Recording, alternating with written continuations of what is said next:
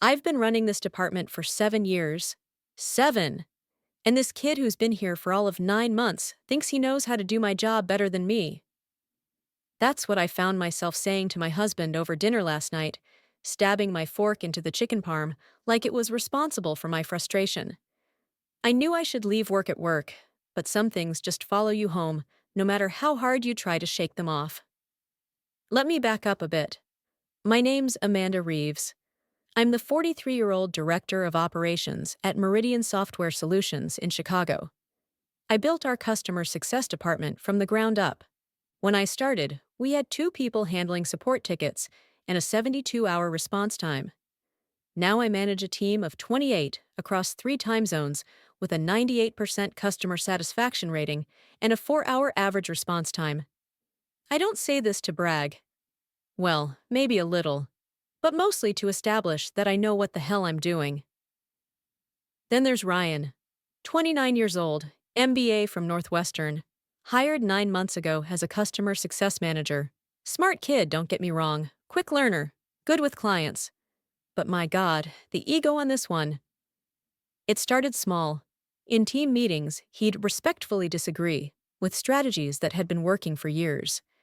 He'd send me articles about the changing landscape of customer success, with little notes like, "Thought you might find this interesting." The subtext was always clear. Your methods are outdated. Then came the suggestions. So many suggestions. Amanda, have you considered implementing an AI chatbot for Tier 1 support issues? Amanda, I noticed our response metrics drop on weekends. Have you thought about flexible scheduling? Amanda, I was talking to the dev team, and they mentioned. Wait, why was he talking to the dev team? That's my job. Going around me to other departments? That's when I realized what was happening. This wasn't just enthusiasm. This was a calculated campaign to undermine me. The final straw came last Wednesday during our quarterly planning meeting. Our CEO, Marcus, was there, along with the heads of every department. I was presenting our customer retention strategy when Ryan cleared his throat. Sorry to interrupt, Amanda, but I actually put together an alternative proposal I'd like to share. The room went silent. I felt my face flush hot, with a mixture of shock and anger. Ryan, I said, keeping my voice steady, this isn't the appropriate forum for. I'd like to hear it, Marcus said, curious. If you don't mind, Amanda? What was I supposed to say? No, my CEO can't hear my subordinates' ideas? I smiled tightly and sat down. For the next 15 minutes, I watched Ryan present a complete overhaul of my department's strategy. He had slides. He had data. He had projections. This wasn't something he'd thrown together that morning. He'd been working on this for weeks, behind my back. The worst part? Some of his ideas were good, not revolutionary, but solid. Ideas that I would have been open to discussing if he'd brought them to me properly. But he didn't want my approval or collaboration. He wanted my job. After the meeting, several executives complimented Ryan on his initiative and fresh thinking. No one seemed to notice or care about the complete breach of protocol and professional respect. As people filed out, I overheard Sarah from marketing whisper to Ryan, "Bold move, I'm impressed." I stayed behind, gathering my now useless presentation materials, when Marcus approached. Amanda, do you have a minute? Here it comes, I thought. Is this where I get demoted? Or worse? Ryan's got some interesting perspectives, Marcus said. Yes, he certainly does, I replied neutrally. But I'm concerned about his approach. Going around you like that wasn't appropriate. I exhaled slightly. At least Marcus recognized that much. That said, he continued, some of his ideas merit consideration. The automated ticketing system could save us considerable resources. I've actually been researching automated systems for the past quarter, I said. I wanted to gather more data before presenting options. Well, Marcus said with a slight smile, maybe you should move that timeline up. After he left, I sat alone in the conference room, my mind racing. This was a pivotal moment. I could either go to war with Ryan, which would make me look defensive and resistant to change, or I could find another way to handle the situation. That's when it hit me. The perfect solution. The next morning, I called Ryan into my office. He came in with that smug little half smile, probably expecting me to reprimand him so he could play the victim of the territorial boss who can't handle new ideas. "Have a seat, Ryan," I said, gesturing to the chair across from my desk. "If this is about yesterday," he started. "It is," I cut him off. "I've been thinking about your presentation." He sat up straighter, ready to defend his actions. "Your ideas have merit," I said, watching surprise flash across his face. "In fact, I think you should have the opportunity to implement them." "Really?" The shock in his voice was satisfying. "Yes. For one day next week, you're going to be acting director of operations. You'll run the department, make decisions, handle escalations, lead the team meetings, the whole package." His eyes widened slightly. This wasn't what he expected. "I thank you for the opportunity, Amanda. I appreciate your openness to—" "I'm not finished," I said calmly. "Since you've been so thorough in identifying areas for improvement, I expect you to demonstrate those improvements in action. I'll be observing, of course. And at the end of the day, you'll present the results to the team and to Marcus." The confidence in his expression flickered just a bit. "Next Tuesday work for you?" I asked sweetly. He hesitated for just a heartbeat before nodding. "Absolutely, I won't let you down." "Great. I'll send a department-wide email explaining the arrangement." I smiled, looking forward to seeing your leadership skills in action. After Ryan left my office, I leaned back in my chair with a mixture of anxiety and anticipation. Was I taking a risk? Absolutely. If Ryan knocked it out of the park, I'd look like the outdated manager he clearly thought I was. But something told me that Ryan was about to learn a valuable lesson about the difference between having ideas and actually running a department. I sent the email to the entire team, explaining that Ryan would be acting director next Tuesday as part of a leadership development initiative. I could practically hear the buzz of messages flying back and forth as my team processed this information. By Friday, Ryan was strutting around the office like he'd already been promoted. I overheard him telling Jenna from accounting about all the changes he was planning to implement during his trial run. When he mentioned streamlining the team structure, my ears perked up. Was he planning on suggesting staff cuts? Interesting. The weekend passed in a blur of nervous energy. I kept second-guessing my decision. What if this backfired spectacularly? What if Marcus loved Ryan's approach? But deep down, I knew this was the right move. Some lessons can't be taught. They have to be experienced. Tuesday morning arrived, and I walked into the office to find Ryan already there, dressed in a new suit, standing by my office door with a laptop under his arm. "Good morning, Amanda," he said, with a confidence that bordered on condescension. "Ready for the handover?" "Absolutely," I replied, unlocking my office door. "Let me just get settled, and we can go over the day's priorities." For the next 30 minutes, I briefed him on ongoing issues: a major client experiencing integration problems, a staffing shortage on the West Coast team due to a stomach flu outbreak, and a backlog of training materials that needed updating before our new product launch next month. "Any questions?" I asked after outlining everything. "I think I've got it covered," Ryan said, making notes on his tablet. "Actually, I have some ideas for handling the staffing shortage that might be more efficient than your current approach." "Great," I said, standing up. "You're in charge now. My office is yours for the day." As I grabbed my coffee mug and moved to leave, Ryan stopped me. "Where will you be?" he asked, a hint of uncertainty creeping into his voice for the first time. "Around," I said vaguely. "Observing. Don't worry about me. Today is your show." I'd arranged to use a small meeting room as my base for the day. From there, I could monitor emails, watch the support ticket queue, and keep tabs on Ryan's performance without breathing down his neck. The first crisis hit at 9:45 a.m.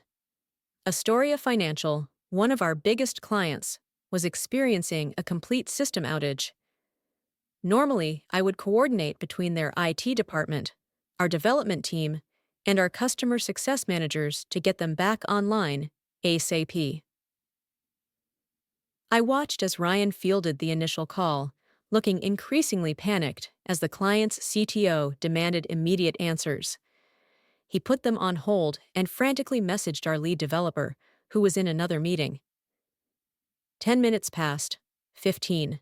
I winced, knowing exactly what was happening on the other end of that hold music. Finally, Ryan connected with Devon from development, but without understanding the technical aspects of Astoria's custom implementation, he was struggling to ask the right questions and relay the right information. By 10:30, what should have been a 20-minute resolution had stretched to 45 minutes and counting. I saw Ryan pacing in my office, running his hand through his hair repeatedly as he tried to placate the increasingly irate client.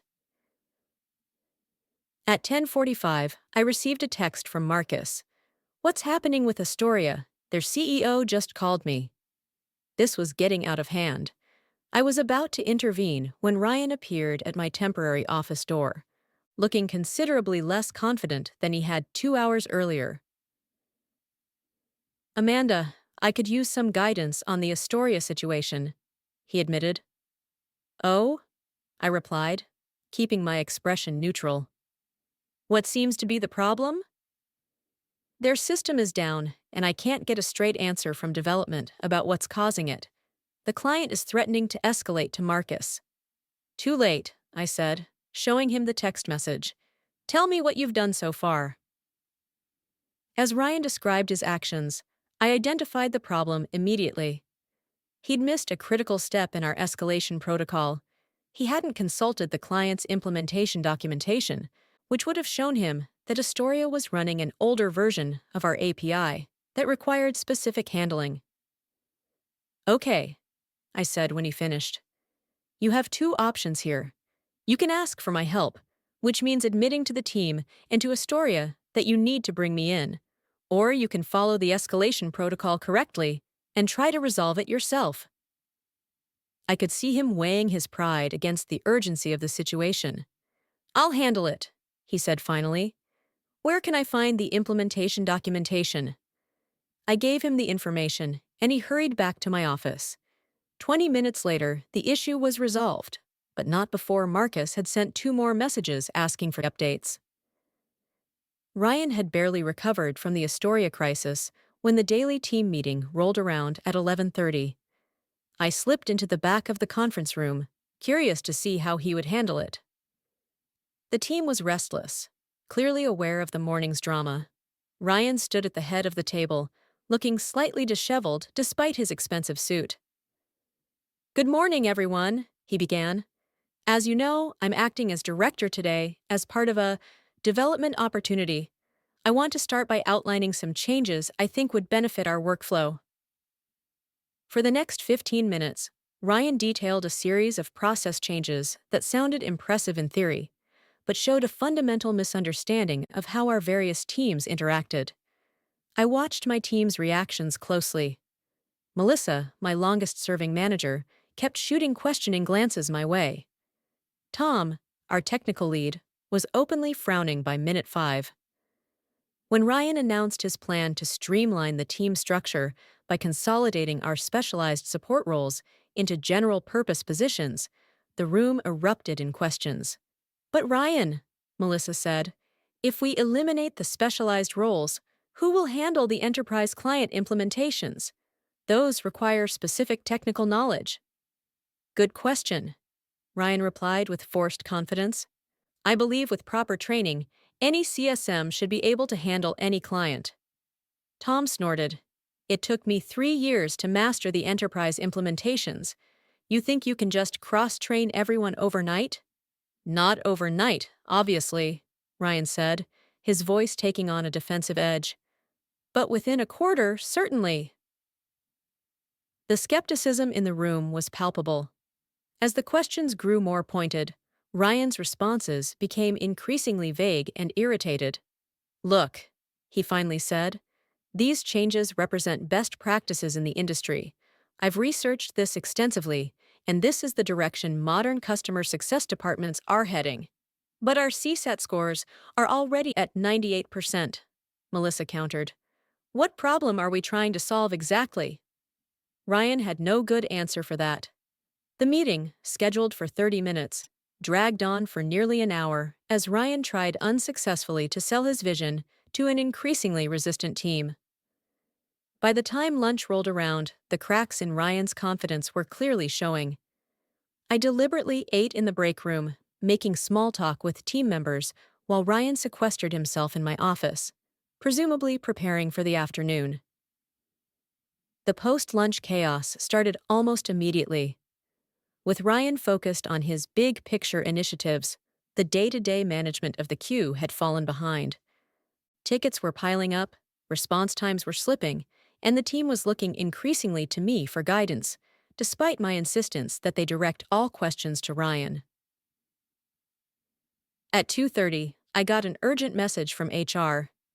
Did you approve Ryan's request to discuss performance concerns with Jessica and Mark? I frowned at my screen. Jessica and Mark were two of our most reliable team members. What performance concerns could Ryan possibly have? I replied that I had not approved any such discussions and would look into it immediately. I found Ryan in the small conference room, Jessica sitting across from him, looking upset. I knocked on the door frame. Ryan, can I speak with you for a moment? It's urgent.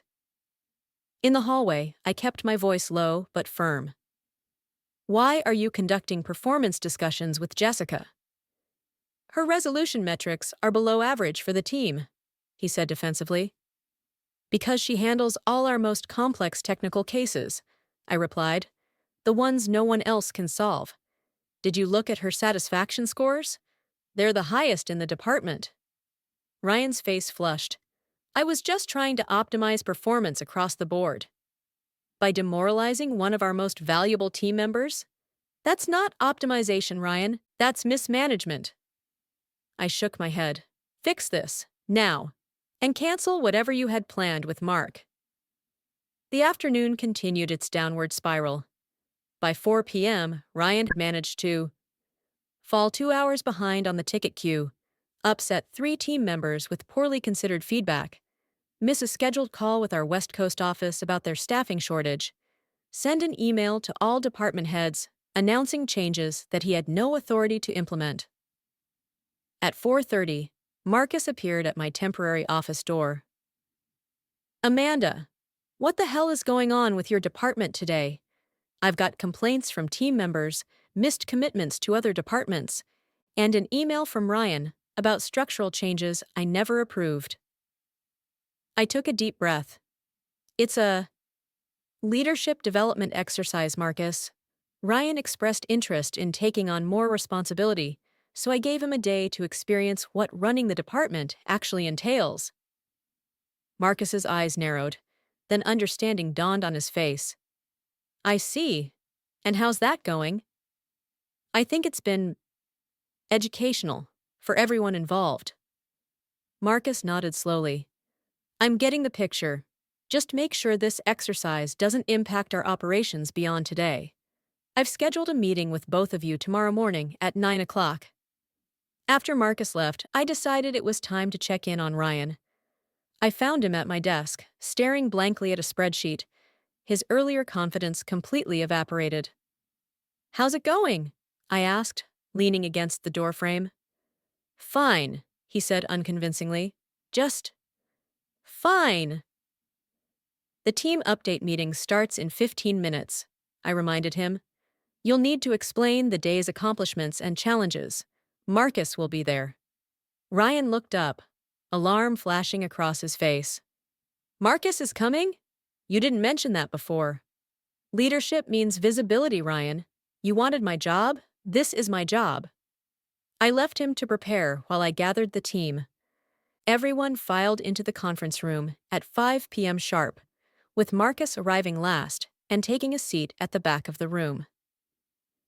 Ryan stood at the front, looking nothing like the confident, almost arrogant man who had started the day. His tie was loosened, his hair slightly mussed, and dark circles had formed under his eyes. "Thank you all for your work today," he began hesitantly. "I want to give an update on the department's performance." What followed was possibly the most painful 15 minutes of Ryan's professional life. He attempted to highlight the successes of the day, but the team's skeptical expressions made it clear they weren't buying it. When he tried to gloss over the Astoria crisis as a learning opportunity, Tom actually laughed out loud. "And in conclusion," Ryan said, his voice barely masking his exhaustion, "I want to thank Amanda for this opportunity to experience leadership from her perspective." He looked at me, a mixture of emotions crossing his face: humiliation, resignation, and something that might have been newfound respect.